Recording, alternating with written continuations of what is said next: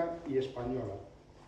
O 10 de marzo do 72 foi un estoupido determinante para o desenrolo da conciencia social, da acción colectiva e do impulso democratizador que encheu as nosas rúas co lema Libertad, Amnistía e Estatuto de Autonomía, que finalmente acabamos. As asociacións culturais Memoria Histórica Democrática e Fuco Buxán, coa colaboración da Poesía Salvaxe e a hospitalidade, unha vez máis, do Ateneo Ferrolán, queremos lembrar e enfatizar a ollada fértil duns poetas que, conmocionados pola gravidade daqueles acontecementos, atoparon neles inspiración para deixar constancia do seu alcance e significado. Os versos que dicían o que non se podía dicir circularon naquel intre clandestinamente para evitar a gadaña represora franquista. E hoxe, cando o progreso e a reacción están tan claramente enfrontados, 53 anos despois, celebramos entre amigos, amigas, compañeiros e compañeiras o triunfo da dignidade, da xustiza, da liberdade e da memoria. Da memoria das palabras en pé, que liberando a quen a liberan, amósanos unha vez máis que coa loita podemos mover a historia. A continuación soará un fragmento da peza sinfónica Ferrol 1972, composta por Juan Durán. Son 3 minutos e a continuación habrá as intervencións que serán por este orden: Lorena Calaza, Antón Cortizas, Elga Méndez, Carlotti, Eugenia San Martín e Fernando Ocampo. A todas e todos o noso agradecemento polo seu compromiso e colaboración neste e outros moitos eventos que programamos tanto Memoria Histórica como Fuco Buxán. Moitas gracias.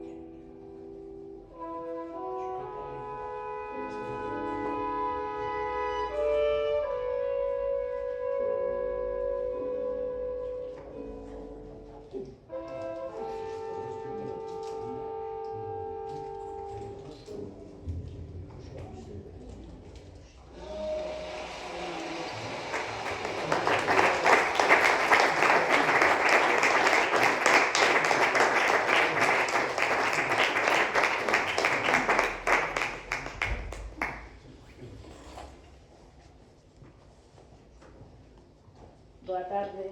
Eu vou comezar un poema da cárcere de José Torregrosa. Hermano, muerto hermano, que no te conocía, labrador de la sangre sobre el asfalto negro, una mañana, o mejor, una aurora, su final, el comienzo, te hicieron Dios, pues tu sangre revive cada día, a cada grito, en cada nueva bala, te hicieron hombre y te hicieron historia. Se mataron un poco con tu muerte. Amador, Daniel, el 10 de marzo.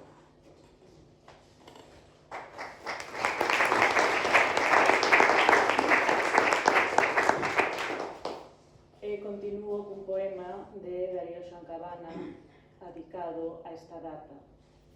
E morreron os dous baixo das balas, e levantouse a voz do seu motivo, e un ouveo rachou a silandeira, escuridade mineral do chumbo, e morreron os dous asasinados, sobre o asfalto inhóspito sórtego, rítmicas botas negras gripan lousas, roxas de ardido sangue derramado.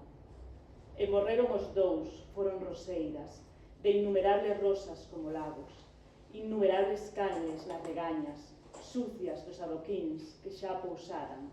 E morreron os dous, igual capuños, tronzados por un vento de invernía, e as botas acarreiran polas rúas, atropallando o sangue e o silencio.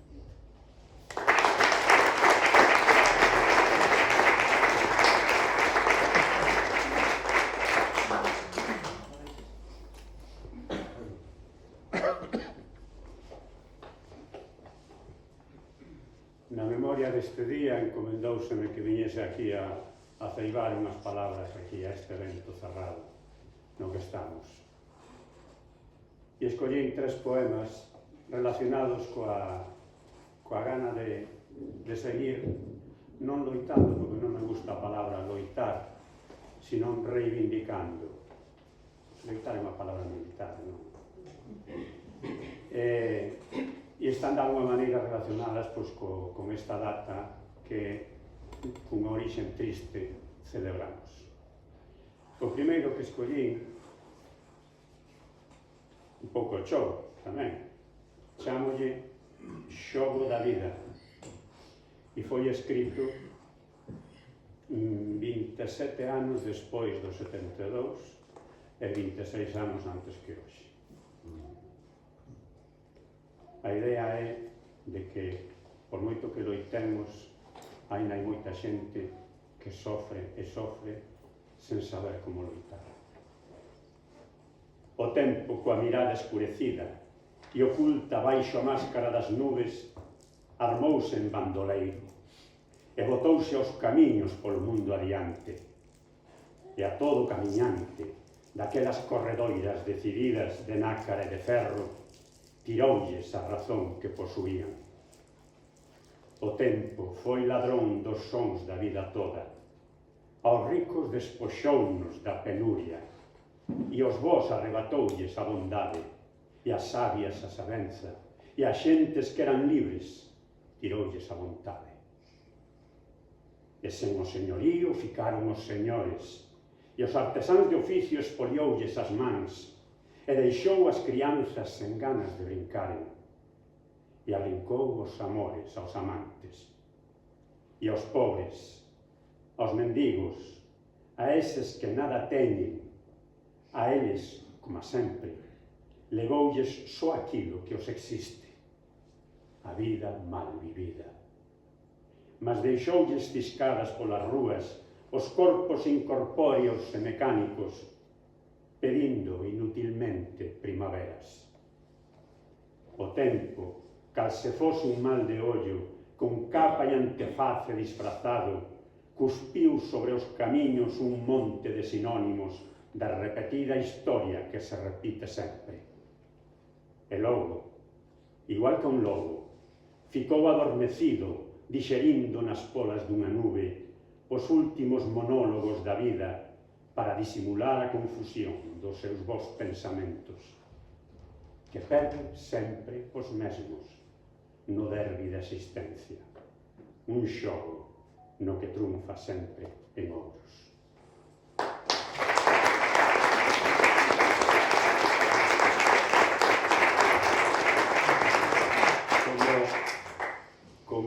experiencia vital de algo polo que hai que insistir e continuar, tamén temos a reivindicación do son, da melodía, da música que estou utilizando eu agora e que aprendín e escollín en determinado momento da miña adolescencia para non abandonala nunca.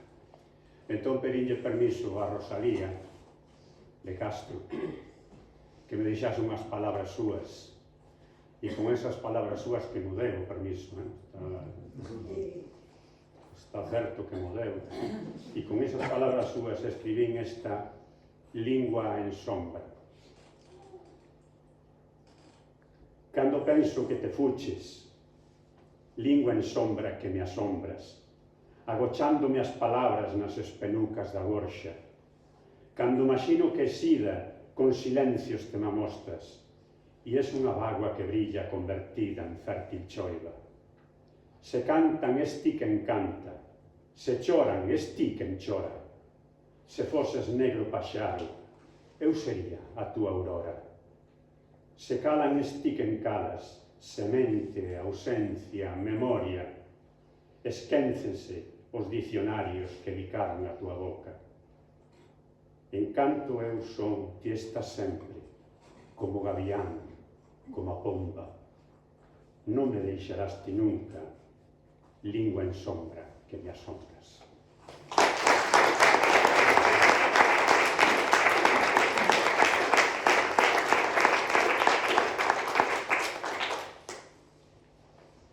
Pois,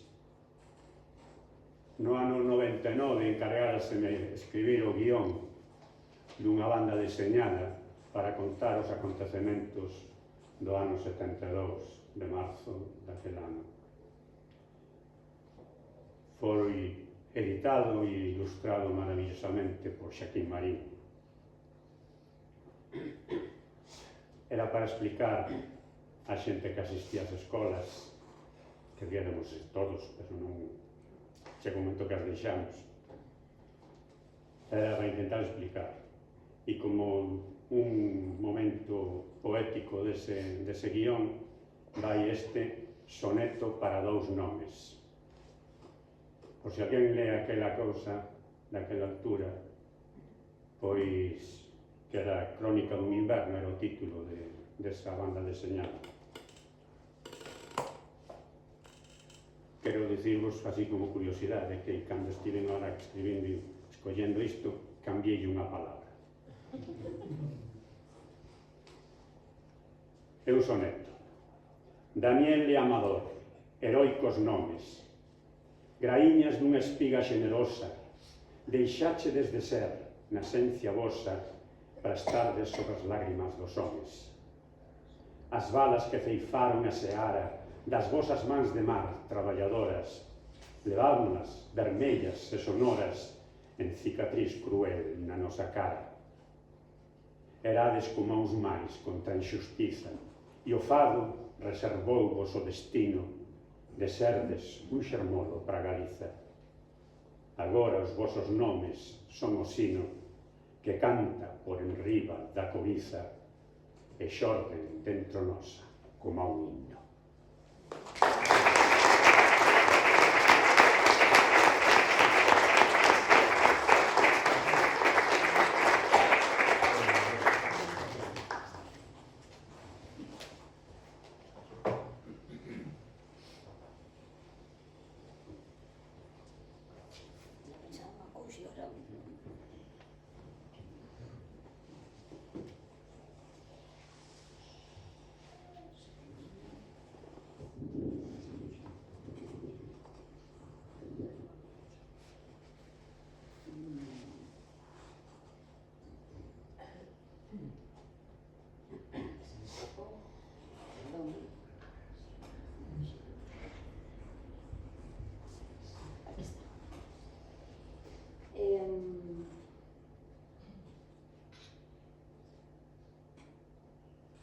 Eu non teño así, digamos, directos para Magdalena e Daniel, pero sí en moitas cousas das que escribo gustame estar onde está a vida, onde está o que se move, onde está o que se reivindica, onde... Porque, desafortunadamente, ainda queda moito por facer. Entón, non nos durmamos. E teño aí un poema largo que está como dividido en 5, non? E o título así xeral é Destino ou Chámao como queiras, non? Non estamos predestinados para as cousas. As cousas podemos cambialas, non? Si observamos ao noso redor, si estamos atentas e atentos, co corazón aberto sobre todo. Pois este poemiña largo, digamos que ten estas 5 partes, fala destes destinos marcados que son todas estas loitas e reivindicacións que habitamos este mundo. E así. Naciches coas mans atadas a unha cadea retorcida polas mans doutro, doutra, que tamén naceron coas mans atadas a unha cadea retorcida polas mans doutro, doutra.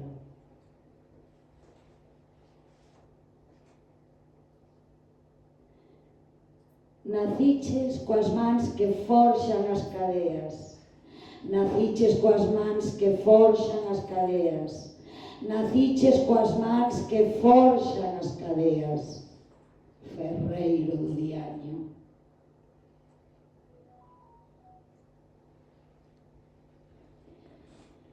Naciches coas mans que ordenan forxar as cadeas. Índice implacable, unha ligazón e outra, e outra, e outra máis.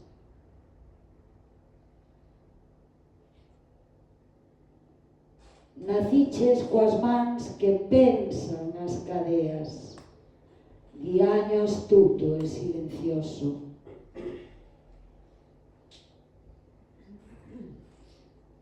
E esta última parte do poema sí que vai para a Madre.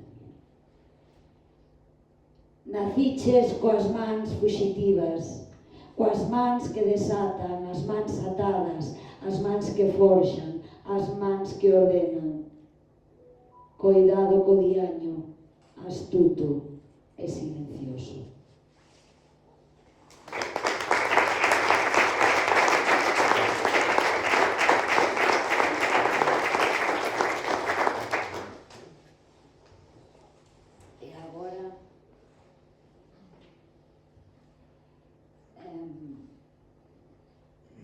A seguir reivindicando con fuerza. Libremente. Nos queríamos libremente. Nos queríamos libremente comer o pan de cada día. Libremente mordelo, masticalo, digerilo sin medo.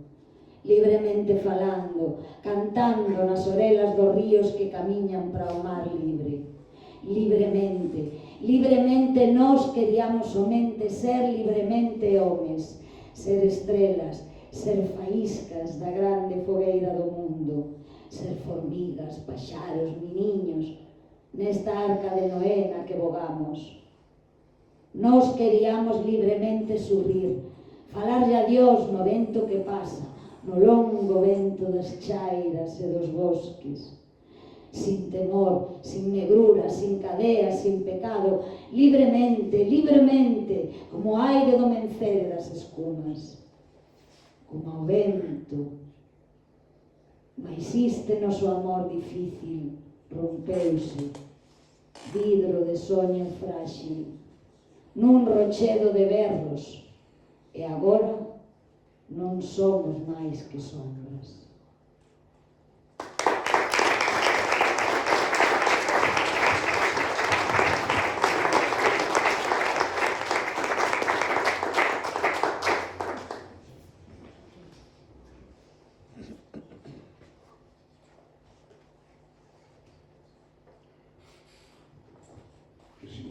bastó.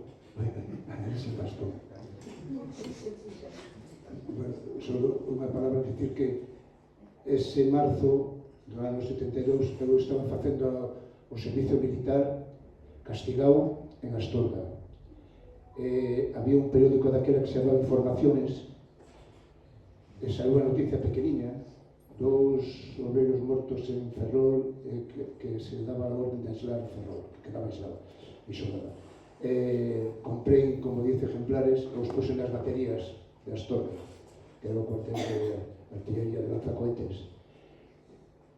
E ao día seguinte o Furrier, que era asturiano, amigo meu, me avisou rapidamente de que esa noite salía vía Madrid Mahón castigado, doblemente castigado. Acabei no hospital de Valladolid 2 meses. É que teño unha relación con esta data moi íntima, intensa e comprometida. Este poema o escribí fai 20 anos, así. Desde marzo, día da clase obreira galega, Amador e Agañer. Aquela mañá foi un estampido nos dentes do alma. Os páxaros rompéronse contra o pan duro das penas. Unha bandada de rabia multiplicou a estampa dos puños. Contra o ceo, en ruínas, escontoxe xemir os guindastres. Un mar de ferro cedemos a ira ata oxidar o medo. E a cidade abriuse a canle para abrazar o choro e a sangre. O crime aínda hoxe señala o asesino, tiznado de churro. O seu negocio, cos escombros da miseria, sigue en alza, e xoga en bolsa, a baixa, e sempre gaña, con medo e fame. Con todo e todo, nós aínda sopesamos a resposta. A resposta entre as fermosas aves en extinción, unha resposta na xeometría deshabitada, sabendo da letal transparencia dun futuro troquelado neste estandarizado presente. Agora, cando ata min, que ata nin o mesmísimo planeta esquece aquel grito de dor remachado con cravos vermellos de esperanza, Ferrol desdobrouse unha e outra volta sobre a fatiga inmensa das súas mans acesas e co seu corazón de maruxías e beiras obra viva e irredenta como o mar que espera a nosa cidade illada sempre insomne e como o mar fecunda na cena dos soles maduros.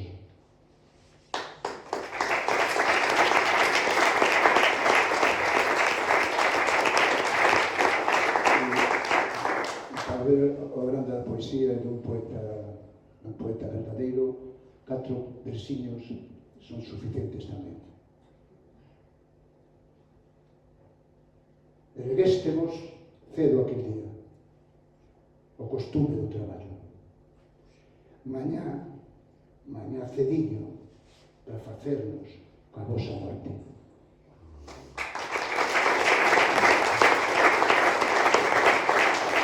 En súa nova noite.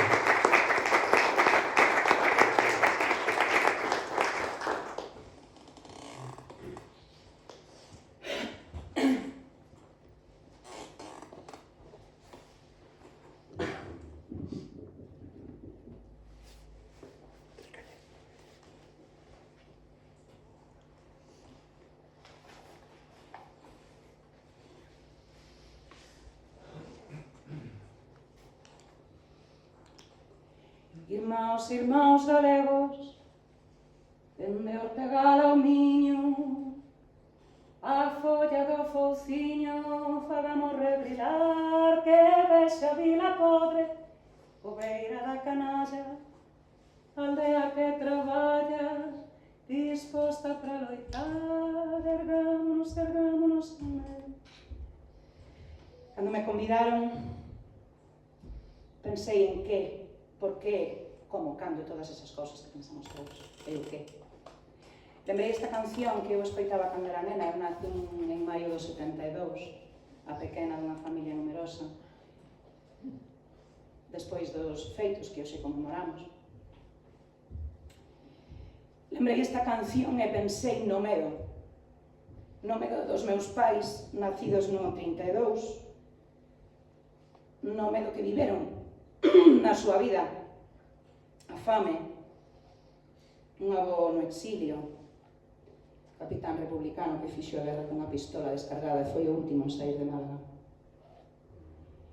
O meu avó materno, que o ían buscar a casa pola noite. A muller non o deixaba sair e ele escapaba polos eucaliptos que había atrás. Pero logo ia todos os días o meu avó materno, Fernando, socialista e pacifista, entraba ao seu traballo civil en máquinas da Marina e miraba os ollos dos que el sabía que querían ver morto. Pensei no medo desas persoas ao longo da súa vida, no silencio. E pensei que non estamos tan lonxe, de novo, repetindo a historia renovada, e dixen un conxuro que era.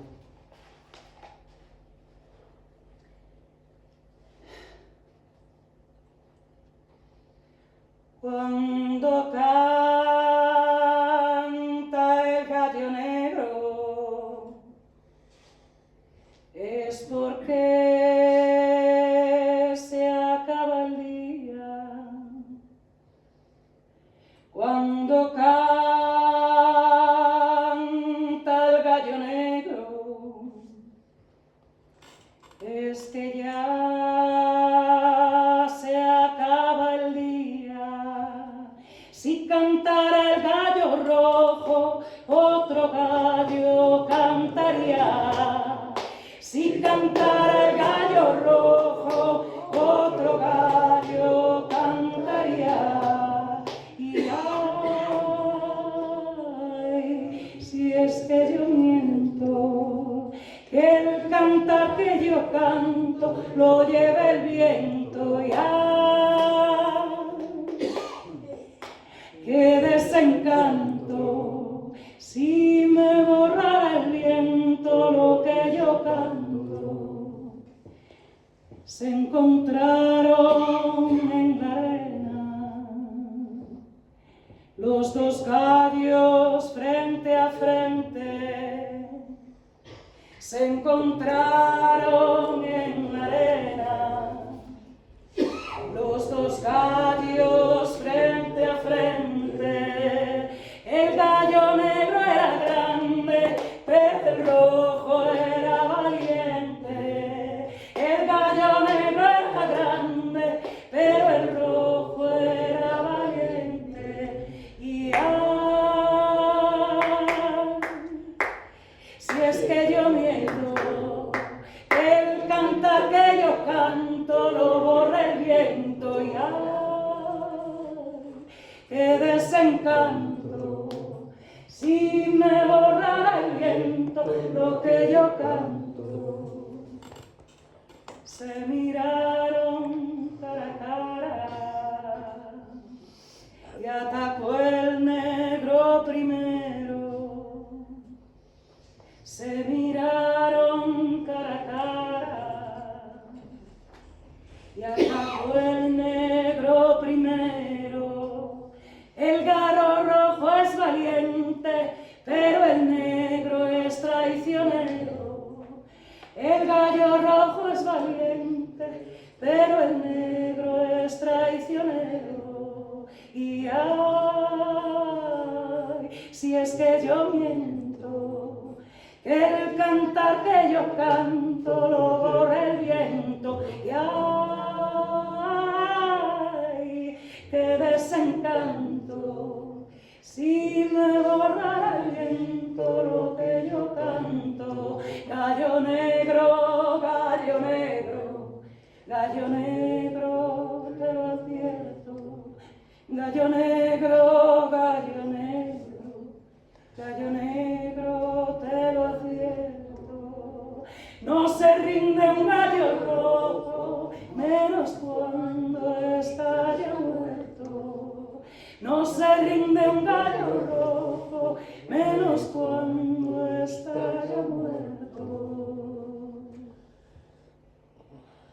E eu podo cantar esta canción porque para min hoxe gustaríame que este gallo rojo non sexa galo, galiña, pito, pitiña, e que o xeito de loita tampouco sexa o mesmo. Estou con Antón na reivindicación, en atopar outras formas, en recoller a memoria, reconvertila, en incluir a rapazada que non está aquí, que penso que nos necesita, ese ente que canta esta canción, que o gallo rojo, que dice: y ay, si es que yo miento, que el cantar que yo canto lo borra el viento, y ay, qué desencanto, si me borrara el viento lo que yo canto.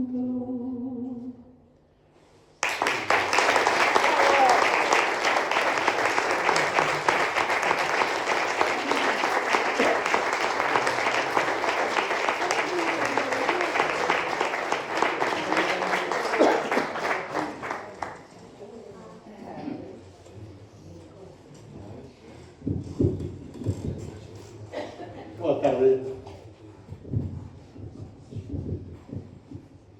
Boa tarde. Bastante difícil despois de este listón tan alto que acaban de poñer as compañeiras e os compañeiros, pero menos mal que non é unha competición deportiva, tratase de sumar aquí un grau de area na causa do dedo. Vou ler un poema de José Torregrosa, que o levamos moitas e moitos no corazón e que estaría hoxe encantado aquí, pero, bueno, está de algún modo porque está a súa poesía. Tomeme a liberdade de pasalo ao galego e vou nos ver. Se chama Torregrosa, de dominio público, que tiña unha pasión enorme e unha admiración enorme por Rafael Pillado. Foran compañeiros de militancia na clandestinidade, foran compañeiros de cela na prisión da Coruña, e Pillado o coidaba moitísimo. Tomábase un pouco o pelo, porque Torregrosa, con tantas mulleres que tiña na casa, non se verá nunca conta que debaixo das literas, se non se barre a menudo, se cría pelusa, non? Entón, yo recordaba sempre Pillado. Desde Rafael, nunc et sempre, agora e sempre. Para cando non estea que non estivese, a modo, moi a modo, a pedra estremecida, cal vivo e canto vivo, irmán, amigo, co berro, a loita e a choiva, derrámanse as vaguas de chumbo derretido e o silencio. Amar, amar, amar, desde o mar que gañaches na tua batalla, non escoites a nana da morte laboriosa e a súa gadaña fera, enarborando a súa bandeira branca. Mar e terra, mar e nai, piedade de mármore branco, pediches a paz e a palabra. Non digades que non doe a dor, espido por amor xa para sempre. Veleiro coas as despregadas ao vento, un huracán que roxe e esperta e soña. Pobo de Rafael, ventos do pobo, os de Miguel Hernández, os de Alberti, os do pintor renacentista, os de Várez, todos os Rafaeles deste mundo. Sei que estaba escrito: correde a voz, que non se apague nunca.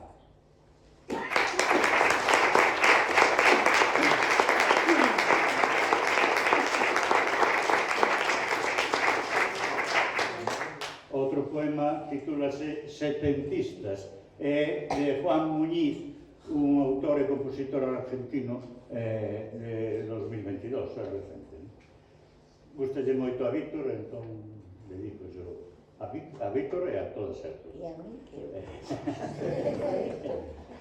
A Susana me parece que foi que o aportou a primeira vez que o vimos no o primeiro aniversario de Rafael Pilar.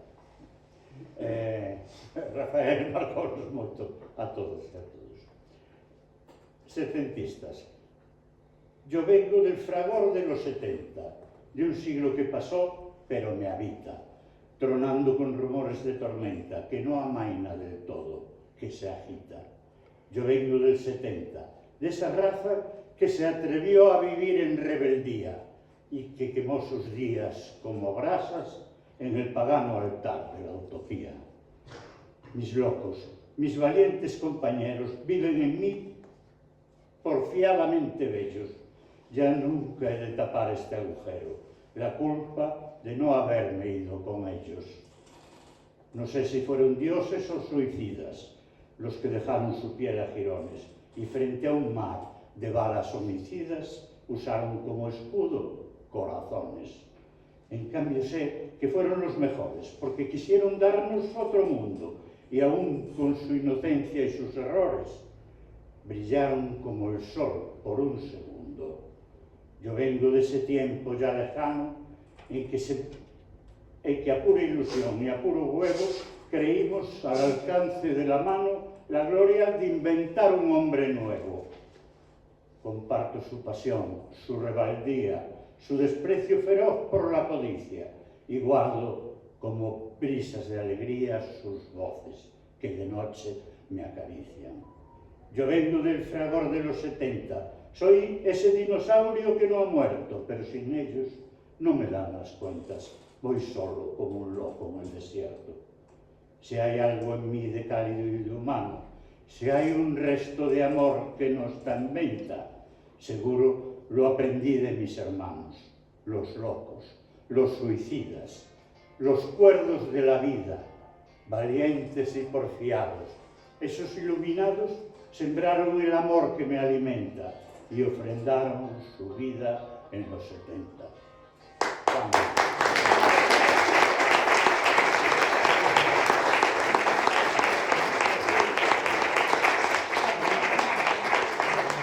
Ya que aplaudís me quedo. Entonces, agora que xa estamos comenzando a reta final do recital, pois contarvos que no ano 2004 celebrábase o 5º aniversario da Asociación Cultural Fukubuxán e coincidía co 25 cabo ano do pasamento de Celso Emilio Ferreiro, de cuxos versos pois levamos o nome de alguna maneira. E celebramos no campus de Esteiro unha homenaxe, unha exposición fotográfica do percorrido da súa vida e dúas mesas redondas sobre a súa obra literaria. E un dos convidados foi o poeta e un mes Ramiro Fonte, morto prematuramente no 2008, cando estaba en Lisboa morreu en Barcelona, pero estaba en Lisboa de director da... non me vai sair agora do Instituto Miguel de Cervantes, do Instituto de España. Naquel acto, Fonte, fillo dun traballador de Bazán, das casas de Caranza, que eran oriundos de Pontedeume, dedicoulle a Rafael un poema que compuxera había pouco recollendo as súas lembranzas de neno no Colexio Tirso de Molina, precisamente aquel día 10 de marzo do 72. Poema que estivo presente desde entón en moitos actos de Fukubuxán, en homenaxes a Julianeiros, a Rafael Pillado, presentacións de libros, as memorias, o suicidio dos 23, tocoume recitalo moitas veces ao lado de Pillado, pois por varios lugares de Galicia, Asturias, Valladolid, Ponferrada, outros sitios. E tamén fixéramos un radioteatro, Historias Republicanas, acompañando de fotos moi emotivas relativas ao 10 de marzo. Julianeiros, Amador e Daniel, Paco Balón, Paco Filgueira, Loureiro, Manuel e Rafael Pillado, Bares, Amor, Riobó, Mela la Carbonera, Bastida, Luco, Miramontes, Pérez de la Fuente, e tantas e tantos outros están hoxe aquí compartindo con nós este recital poético. Agora, para todas e todos vós, imos ler entre os 6 que trouxemos versos propios ou prestados para celebrar este 10 de marzo. Se queredes...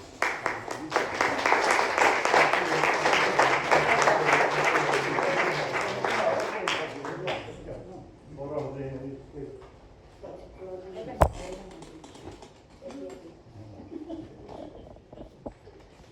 Entón, de Ramiro Fonte, Días Negros. Tamén quera memoria os días negros, para estar aliada cos que foron propicios, días negros borrados, dos calendarios, dos papéis, das mensaxes transitorias, dos meses nos que a vida veu plena, ateigada de vida. Días semanais con cara gris de martes ou de mércores, festividades de desdita semellantes a pontes abandonadas dormidas, que cruzaban da ribeira dos ríos pensativos a dos días rebeldes, desa banda dos días de amor loiro, aos días que puxeron nos seus labios un non te necesito. Están detrás de nós, necesitámolos, poñémolos de pé porque os sentimos, gardan intacta a sombra da dolor, pero xa non nos doen. Desexámolos como lagos de rara luz escura, nós que imos ollarnos novamente. Así a memoria sabe de cando en vez restituílos na historia persoal que reconstrues o esforzo paciente de quen quere refacer nun poema a imperfección da vida. E hoxe vou escoller aqueles días de marzo da miña adolescencia, entre o colexio e esas aforas doces da cidade, que estoupou violenta porque os pais decidiran abandonar a grada, a construción perfecta do enorme buque de ferro que nos traía o pan, tirarse ás prazas, alancar perseguidos nas rúas cartesianas, facerlle folga ao tempo, a vida que gastaban na construción perfecta do enorme buque de ferro que sería poderoso dominador dos mares, case invencible, xerarca das tormentas. E ofrendaron dos mortos aos equívocos tempos, sinalando un lugar nesas fronteiras impuras da cidade, ali onde medraban as colleitas de avaros minifundios, as casou para Luís de Follalata, e esas humildes flores amarelas nas que ninguén repara e ninguén quere. Foi ali onde caeron, dúas vidas ceifadas, pedras negras do tempo, a sinalar os días semanais, a poñerlle carantoñas de martes ou de mércores tristes, as semanas vindeiras, case azuis, transparentes. Conquistaban as prazas baleiras e perdíanas, cruzaban na mañá, nada gañaban, senón pasos en rumbo de antemán derrotados. Mentres tanto, imperterto, o dictador ecuestre de bronce vixiaba a última revolta que vería dos seus propios paisanos na cidade Arsenal, alá no norte. Ficaron en silencio as aulas. A soidade verde das pizarras desamparou os números. E nós, os escolares, espreitábamos mudos tras os cristais de bazo, protegidos polos últimos fríos dun inverno, que formaban parte dos costumes que tiña o corazón, para así atravesar lixeiramente o tempo. Andaban polas rúas aquela cousa gris, a mortallar o aire, o eco, os berros soltos deses pais que corrían, cruzaban multitude, perseguía o baleiro, a desgracia plural que, como as vagas do mar, é innumerable. Que o puñan na mañá, débiles parapetos de horas mortas, de aire gris, de intemperie, de cousas derramadas. Erguíanse as consignas e as noticias chegaban aos suburbios, como chega a desgracia que ven de boca en boca, sen precisión, informe, e por iso sinala do mesmo xeito a todos. Quero mirar agora, e non por nada, respirar o seu cheiro, adiviñalos na luz desta mañá, ingrávidos, ausentes, como froitos do aire na brisa matutina, e deixalos partir xa para sempre aqueles días sublevados, no corazón perdidos, honrados compañeiros dos que foron dañados,